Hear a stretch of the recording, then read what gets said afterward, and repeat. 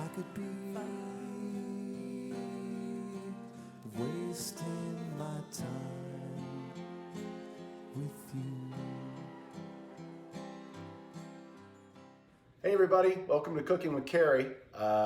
It is Passover tomorrow, and we're going to make a brisket. It's the traditional Jewish style brisket that has been around in the Jewish tradition for generations and generations. It's famous because it's got a coke that you use in it, and all the other ingredients I've got right over here. But I've also got the main ingredient here, which is the brisket. And this is about a 12.5 pound brisket. I bought it at Kroger, and I was very lucky because, these days the meat is scarce.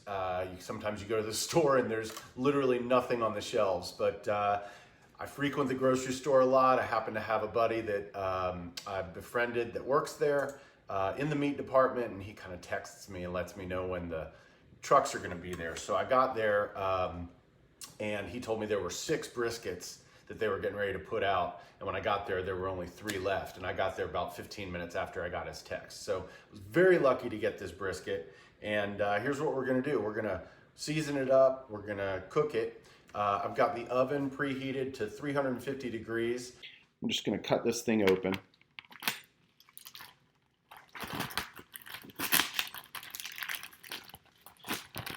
Now, while this may be a very large brisket, you're going to find that when we take this thing out of the oven, when it's done cooking, it's probably going to be half the size that it is now. You just want to pat it down and get it dry, as dry as you can. All right, so we're just going to trim a little bit of fat off of this. Now, fat is definitely good for brisket. We want fat in the brisket, but we don't want so much fat in the brisket. So we're just going to carefully slice off this big old piece of chunky fat that sits right at the point. There's 2 parts of the brisket, and you'll notice the 2 parts of the brisket because this part of the brisket is called the flat, and it's got the grain that goes like this. But at some point around right here, the grain shifts and it becomes a different type of meat. You'll see, you can kind of tell where that happens. And you've got all this fat right here. Again, you want fat, but you kind of want to trim it up just a little bit. There, okay. All right, so the first thing that you do with any meat is you want to season it up. And when I say season it, you just want to season it with some salt and pepper first. I would season it fairly liberally, so don't be shy. I use kosher salt, not the table salt, which is very granular. We want to use kosher salt, which is a little bit chunkier, a lot chunkier, and allows you to see where you're spreading all the salt to. And I want to season both sides.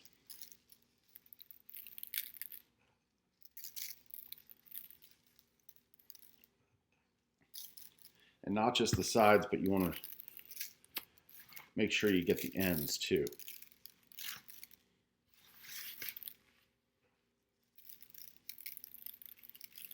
All right, and the pepper.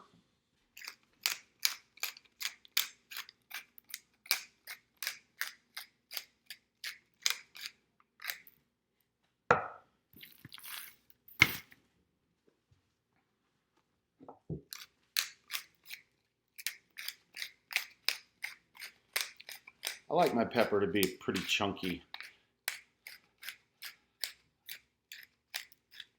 And you can make it chunky in one of these grinders by simply twisting this left or right. The looser it is, the chunkier your pepper is going to be. The tighter it is, the finer your pepper is going to be. All right. So now we're ready to put it into the pan with the rest of the ingredients.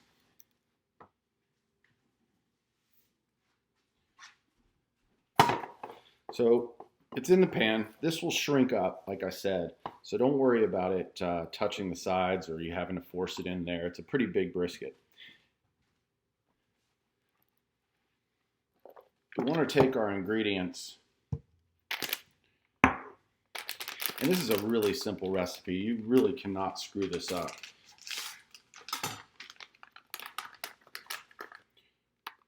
We're going to want to take our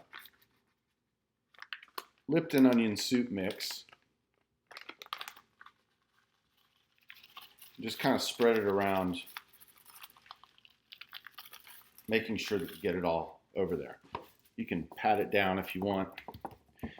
Now, I didn't mention this, but you want to have the fat part up. You want the fat cap on top. You want to bake it that way because the fat will continue to render out and it will go down into the meat and keep it moist.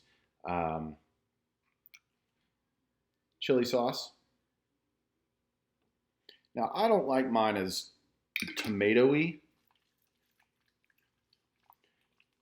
as maybe some people do. Add some carrots around here.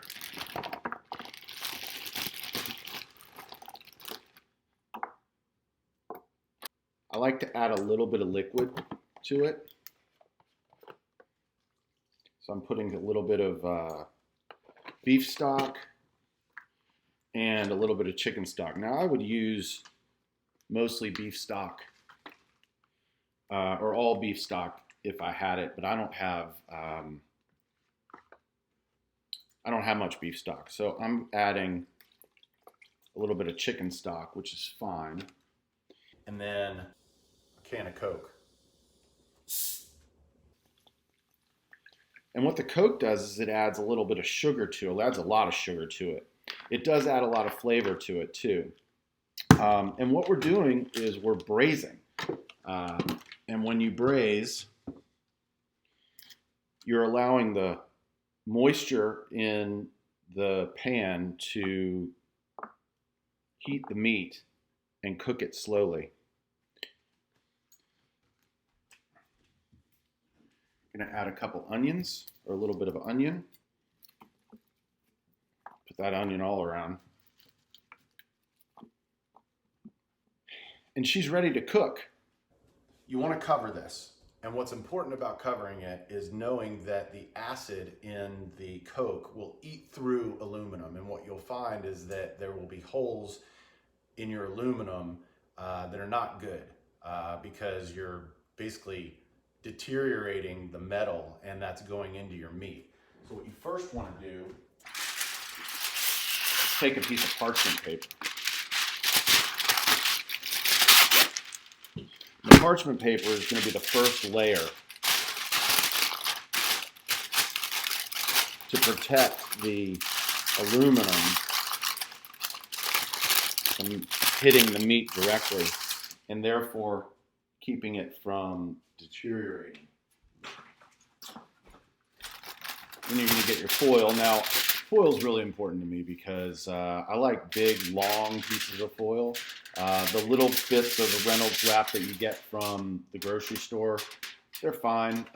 These offer a little bit more flexibility when it comes to the size, and it's also thicker. So I get the heavy-duty aluminum. Put yourself, and then you want to make it as tight around the pan as you can. Make sure you get it really tight all the way around. That way it'll keep all of the moisture in. The reason I put a lot of moisture in there with the stock and all that is because in the end, you want the gravy, you want the juice. And sometimes when you cook it and you don't have a lot of moisture in there at all, the moisture will go away, the juice will go away, and you won't have any of that delicious gravy at the end, which is part of this. So we're gonna pop this in the oven for about 40 minutes per pound. And ultimately, what you want to do is you want to check it when you think that it's about an hour to 2 hours away from being done. Because brisket is not really done to temperature. Brisket is done to touch. And when you touch it with a fork and you can kind of puncture it like as though you're puncturing into something really soft like a potato, or something. That's kind of the texture that you want. The other reason we're doing this today, when I said that Passover's tomorrow, is that we want to cool it. We want to put it in the fridge. We want to take it out of the juice, which we'll show you in a little bit, and put it into the fridge so you can slice it up nice the next day.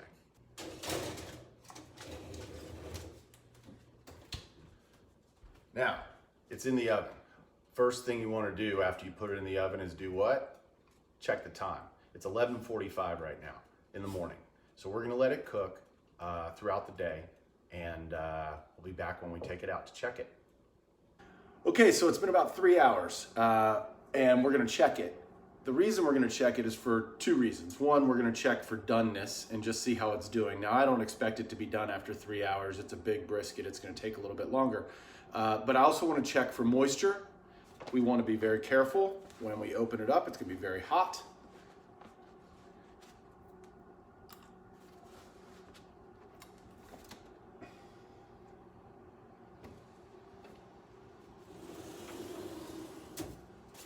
We also want to be careful with the parchment and the foil so we don't rip the foil and we don't remove the parchment. All right, so we are boiling, which is good. We are rock hard. We are nowhere near done, and we've got tons of liquid left. It's going to cook for a lot longer. It's rock hard, and that's just fine. The longer, the better it's going to taste. Action! Welcome back. Here we are. Later on in the day, we start to loosen up a little bit. Not sure why, but what we're going to do is we're going to open up the window of the oven, and we're going to check out our brisket. We're going to see how it goes. It's been in here for about almost 7 hours now. Here we go. Again, it's hot.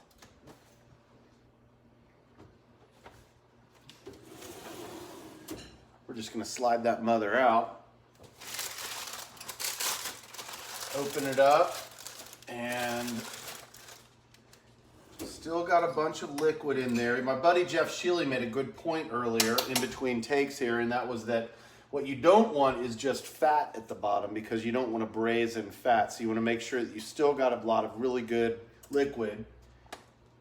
I think we probably still need just a little bit more. So we're going to let it cook for, it's 6:36, we're probably going to let it cook for another 40 minutes, and I think that then we're going to be done. All right, it's 7:32, which means it's been in for about almost 8 hours now. We're going to check it. I think it's probably done.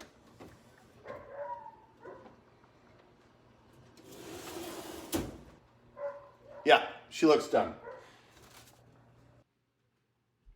The first step is taking it out. All right, so we've got this gorgeous piece of meat.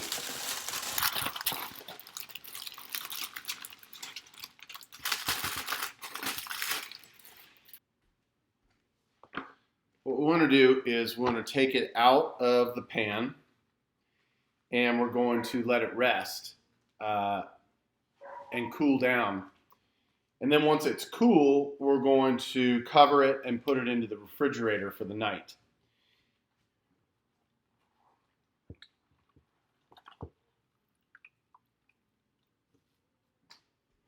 Putting it onto a sheet pan, which you can't see. I just put the sheet pan to that way.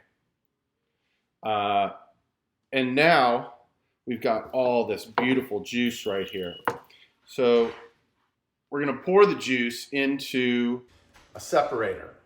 The separator has this, you've all seen this. It's got a little plug right here to keep the air from allowing it to go up the tube here.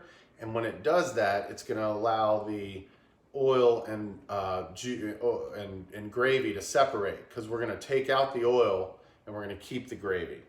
I'm going to try and capture that for you. We'll see what happens. So we're going to take this and pour it into here.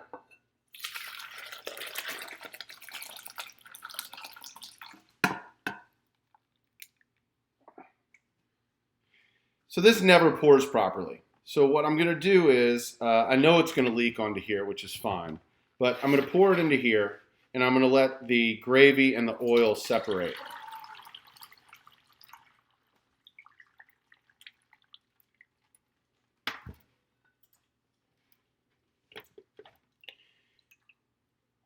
I'm going to take the carrots and the onions and everything that were here.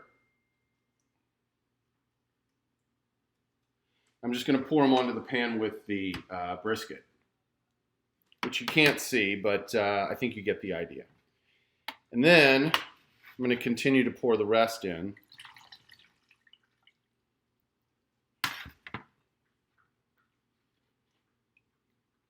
So that all we've got is the gravy and the oil. And then I'm going to pour it back into here without the oil once it separates for a little bit. We're going to, you could just pour it all into here. And as it sits overnight, the fat will dry up on top. And that's perfectly fine. Personally, I feel like it might just make sense to do this because why not separate it now? And what we're pouring here is none of the oil, it's none of the grease, it's all juice.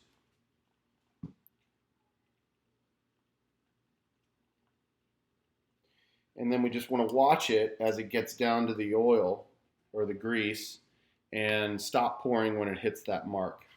So this is going to be our gravy tomorrow. And so what we're left with is our brisket. It is freaking gorgeous, right? And we're going to take our glove here and we're just going to push the brisket over this way. We're going to leave the